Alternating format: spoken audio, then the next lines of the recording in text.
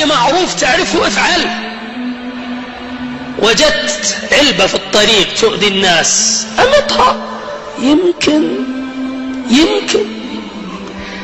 وجدت واحد يريد أن توصله، أوصله، يمكن. وجدت إنسان مكروب، فرج عنه.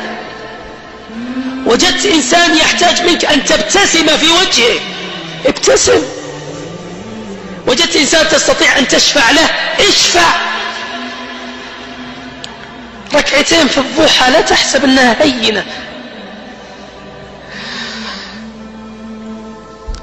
زبيدة زوجة هارون الرشيد صنعت مشروع عظيم جدا.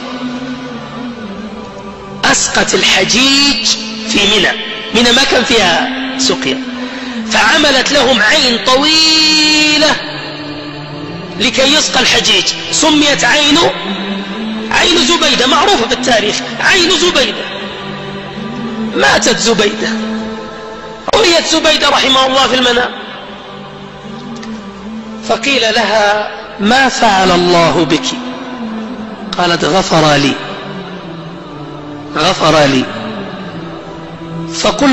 فقيل لها: بالعين التي عملتيها؟ قالت: لا والله، العين وما العين، إنما بركعتين في جوف الليل كنت أحافظ عليها. شفت حاجة ما تتوقع، ركعتين في جوف الليل.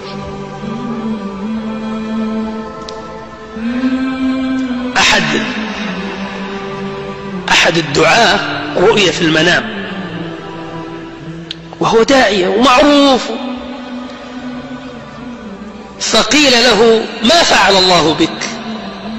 فضحك، قال: فوق هكذا. قيل: بدعوتك؟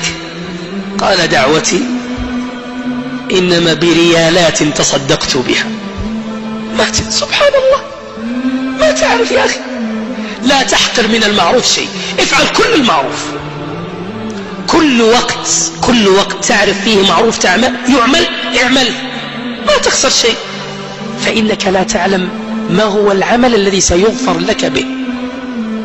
يمكن ما ندري، يمكن ربنا غفور ولا ما هو غفور، شكور ولا ما هو شكور. أسأل الله أن يدخلنا بهذا المجلس الجنة. أسأل الله أن يدخلنا بهذا المجلس بالذات بفضله